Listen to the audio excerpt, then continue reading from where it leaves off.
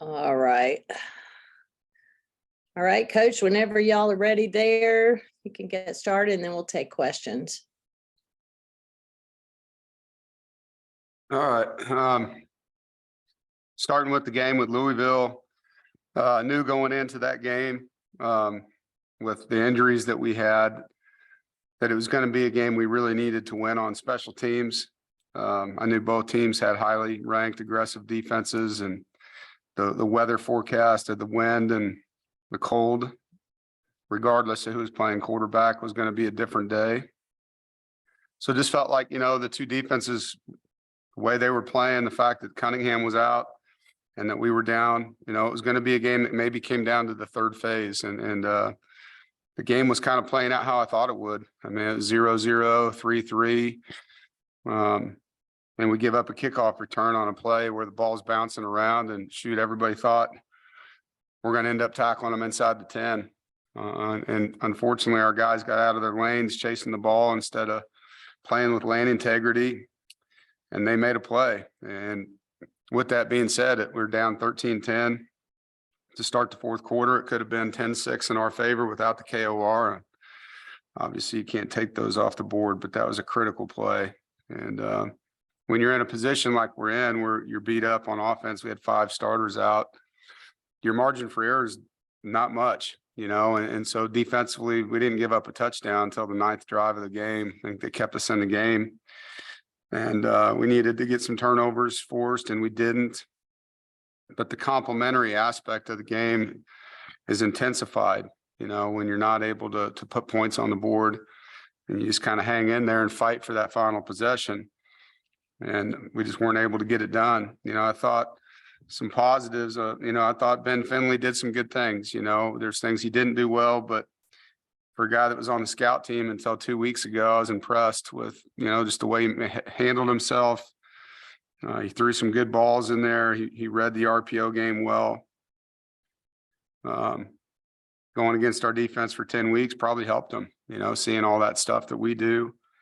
And I think Ben will learn a lot from that game and improve. And Jack still has a role and has a place in our offense. It was a tough day, to throw the football, which is what gave Ben more reps, just because we needed his arm when we got behind 2 possessions.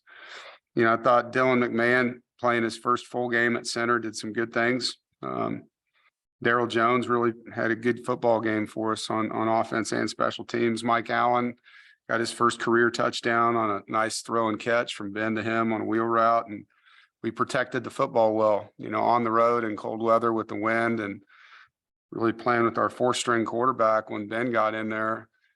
Did some good things that way. Negatively, obviously, we didn't score enough. We got stopped on 2 short yardage plays. Really disappointing, on the 4th and 1. I think it was what I thought it was going to be. They had a whole bunch of guys inside, and if we get one block that we should have gotten, that's a big hit in the game. And I don't know if we win the game because of it, but we definitely get in scoring position on that play. And I'd do it again. The guys have to execute in that situation. It was disappointing that we didn't. They did a good job defensively at times, got us in some negative yardage plays, and that made it hard. Like I said earlier, the defense to only give up 1 touchdown. We were putting them in some tough spots there in the second half, just having to go for it, being down 2 possessions. But they hung in there, really played hard. Did give up too many yards rushing at times. They got on the edge a couple times. We got out of our gap a couple times. Really the biggest disappointment, I think there were some 3rd downs where we should have got off the field, normally would, and our corners, gave up leverage 3 times on routes with blitzes that were coming home. So we got to get better there. Special teams, Chris Dunn, Joe Shimko, Caden Noonkester, can't say enough about that tandem. Those 3 guys, the way they performed, kicking into the wind. Mentioned the kickoff return being a pivotal play. And I think Keon Lassane and Daryl Jones deserve a lot of credit for how they cover punts. I think there's probably the best tandem of gunners that I've had in my tenure as a head coach. We've had one guy, that was special at it, but to have 2, I can't believe their punt returner held on to that on Keon's tackle. Moving on, rivalry week, big big opportunity to play there, and number one offense probably in almost every category in our league, averaging close to 40 points a game, and they're balanced. Phil Longo does a good job and does a nice job tweaking their offense each year. Last year at this time, they'd given up 40 sacks and only 14 this year, 180 yards rushing a game, 300 yards plus passing a game. And whereas last year they were really one running back, they're rotating guys, and they've got a good running back by committee group right now. They all run hard. They're averaging over 5 yards a carry. I think May is really playing good football at quarterback, taking care of the ball. He's running well. He's their leading rusher. He's got very talented skill around him, as we know, with Josh Downs. Number 3 is averaging almost 100 yards a game with 22 yards a catch. On defense, they've gotten better. They struggled early for sure. And as the years gone on, they've gotten better and better and better. And they're not giving up as many points or as many explosive plays. Big defensive front. Their 2 linebackers make a lot of tackles for them. They run well. Their DBs are long guys. Their nickel is a physical player. I'm looking forward to competing with them. I think these kind of games, records don't matter. It's a group that doesn't like each other, and my feelings on it. And even though this season has taken a different path for us with our injuries, I can't say enough about the spirit of this team and the staff. It's a great group of people. And I think, in a week of Thanksgiving, I'm truly thankful, to have had the opportunity to work with these guys and the staff and the players. We're going to fight. We're looking forward to getting on that field, embrace the opportunity to compete against a 9-win team. We got a great group of guys, and we will be physical in this game. We're going to compete until the clock runs out of time, and look forward to seeing our guys play and practice and celebrating Thanksgiving week with them. So with that, I'll open it up.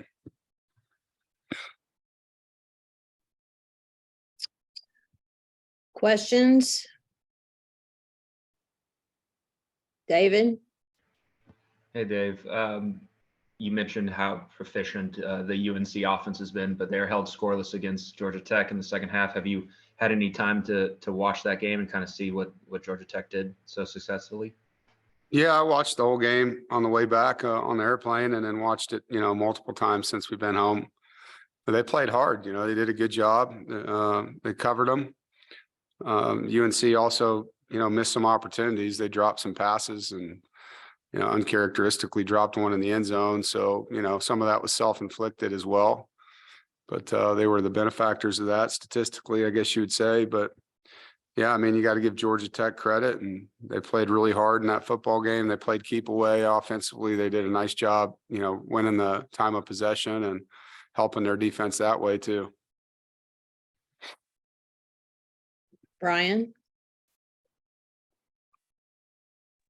Yeah, Dave, thanks. I wondered if you could talk a little bit about Drake May and what you've seen out of him. You probably saw him in high school and kind of the player that he's developed into so quickly. Yeah, he's a really good player in high school, and he was a good basketball player too. He's just one of those guys that's a good athlete. He's got good spatial awareness, body control, balance. He's faster and quicker than people give him credit. I think he's pretty elusive. You can see his competitive spirit when he plays. He's accurate, gets rid of the ball on time, throws a nice catchable football. He's a really good quarterback, and it's not a surprise. Obviously the bloodline, they've had a lot of good athletes in their family that have done a lot of high level things. So he's a good player, and he's taken their offense to as good as they were with Sam. He's taken it to another place. He is getting rid of the football faster, and Sam took a ton of hits when he was playing there, in the same system. So you can tell the timing, he's getting rid of it. Todd? Yeah, Dave, does this game kind of come at a good time? You guys can wipe away a whole lot of disappointment with a win on Saturday, I'd imagine. Yeah, I don't know. I think rivalry games being at the end of the year is great, period. I think the timing of that, just from a history standpoint, and for all the teams that play them. When I first got here, we played them early one year, and it's kind of weird, playing a team like that so early in the schedule. But it's a long-standing game. I mean, it's the oldest rivalry in the league, back to 1894. So wherever this falls on the calendar is meaningful. But I do like playing it last. I think just this week of college football is pretty awesome. You get to see all the different rivalry games. James? Yeah, Dave, obviously you've coached in this series a while now. When you look back at the series as a whole, is there a common theme you stress with your team going into this matchup each year? I think for us, it's particularly with our injuries right now, it's just going to be about executing. I think the team, you can get all the hate and trash talk you want involved in stuff like this. It comes down to executing.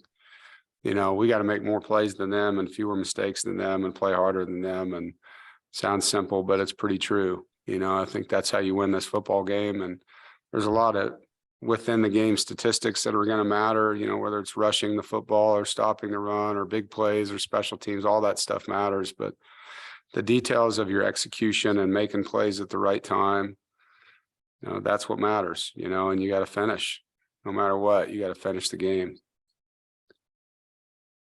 Chip? Yeah, Dave, you've had some challenging times as a coach before, but just what's it been like the last week or so with the beginning, I guess, with the UVA shootings and dealing with injuries and trying to get a team ready for a tough road game? And of course, with yourself personally, with some other things that were going on, what's it been like for you this last week to 10 days? Yeah, I think outside of the COVID year where it was tough for everybody to be a head coach, this last week was the hardest in my career.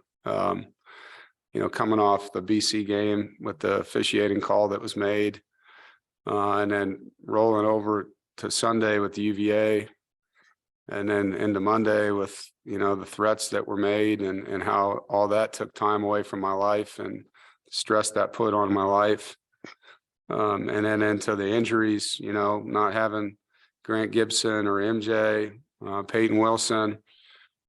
There was a lot going on, man. A lot more than just coaching football last week for me. And so it's not an excuse, it's the reality, and I'm proud of our players and our staff for rallying and fighting, scrapping. I mean, it's 13-10 in the fourth quarter with all that going on. We were in that game and had a chance to win it and just didn't get it done. But, I'm happy to be into the next week, into a new day, and thankful that I have one and that I have the people I'm with and the opportunities to coach another game with such a great group of guys. I mean, that's when I think about this season, there's a lot of things we wanted to have happen. They didn't, but we were ranked for 12 straight weeks. I get to coach Grant Gibson and Isaiah Moore and Peyton Wilson and Drake Thomas and Corey Durden and on and on and on and on, a bunch of awesome human beings, Tanner Engel, Chris Dunn, you name it, just keeps going. To be with the staff that I'm on and now have a chance to go play a really good team, one more time here before a bowl game. I'm going to remember the relationships more than anything. And last week's a tough week for sure, but, I believe that God doesn't put things in our path that we can't handle, and everything that we go through is a test. And at the end of it, you're a better human being and a stronger person for enduring. JB? Hey, Dave, appreciate you taking out the time. I wanted to come at you from a preparation standpoint when it comes to studying the film for North Carolina. Most of their games, their offense has just been out of this world, putting up massive numbers or whatnot. But this past game against Georgia Tech, they did something right, to stymie their offense and just kind of hold them to 0 points basically in the second half. How will you and your coaching staff approach the film study this week? Will you put more emphasis on whatever it was Georgia Tech did right? Or, will you look at those games where Carolina was able to be successful and try to figure out what you have to do to keep them from doing that? How will that work for you and your coaching staff? Yeah, I mean, we look at every game. We look at every game this year. We look at our games against, it's the same offensive coordinator for 4 years, so we're going to look at everything that they've done. We're going to look at everything we've done. We're going to look at everything that has worked and the things that don't work, but it's a short week game. It's not like you can just change everything you're doing in 4 days. I think we're one of the best defenses in the ACC, and we're going to go out there just like we did when we played Wake Forest against a really good offense and we're going to play hard. We're going to compete. We're going to pressure. We're going to mix up calls, and we're going to have to execute and make plays. And I think that's the bottom line. You know, Georgia Tech made more plays than UNC did in the second half. That's football. And you go to the other games, UNC made more plays, you know, so it comes down to making plays and finishing plays. And regardless of what we do as coaches, it's going to come down to the dudes on the field getting it done, you know, and making the play and being fundamentally sound and playing harder, longer than the dude across from them. Thanks. Todd Gibson. Yeah, Dave, you had a lot of really good players who came back for one more season. Can they maybe approach this game as their Super Bowl, you think, coming up on Friday, possibly? I don't know if they'll do that. I know that there's a feeling we have as a team about winning against this team and sending our guys out in this game that are last time players for us, you know, the right way. And so I never try to make a game a Super Bowl. Like, I just don't believe in that. Like, every game matters that we play. Rivalry games are personal games to the guys, you know, and I think this will be our third in-state game with ECU, Wake, and UNC. We don't get to play Duke this year. So there's some of that on it as well for this team. But maybe more than any game we played this year, this one's about us, you know, like, we're missing a lot of players, and we got to go out there and play fundamentally sound. We've got to make up for what we're missing with our execution and our detail and our strain. And regardless of how much we dislike our opponent, it's going to come down to that. Like, if we can do that, if we can execute the plays that are called, defensively react well, you know, put our bodies in the right places and strain to finish plays more than they do, we'll have a chance to win the game. And if we don't, we won't. It's pretty simple. So, you know, I look forward to the opportunity to do that with them. And it's a huge challenge. You know, you're playing a team that's healthier than you, that's got their starting quarterback playing. Their offensive line's got all 5 starters that have played every snap of every game. Over 800 snaps for each kid on the O-line, all 5 of them. You know, so we're going to have to really, really play well. And I think we can play well. And that's why I'm excited, you know, is to accept the challenge and go out there and get after it. David. Hey, Dave, you mentioned on Saturday that MJ was sort of day-to-day. Do you have any more clarification on him? And if he's not able to play, will Ben Finley be your QB1? I don't have any answers on medical things for you, and I won't talk about that this week. As far as Ben will play if that's where we're at, as will, you know, Jack, and maybe both of them will play. You know, we'll have to see how this week of practice goes. But we got 4 days, and it's really nobody's business what the health of the roster is right now. Brian. Yeah, Dave, you mentioned what you went through last week, and I just wonder what happened at Virginia. Did that sort of change sort of everything? It kind of changed the way you approach things around your program at all when it comes to sort of some of the stuff that was happening outside of the program? Yeah, I think it does. You know, I think not just me, like, I think our campus, all campuses probably for that matter, you know, have a high alert for threats when there's campus violence that happens somewhere of that nature.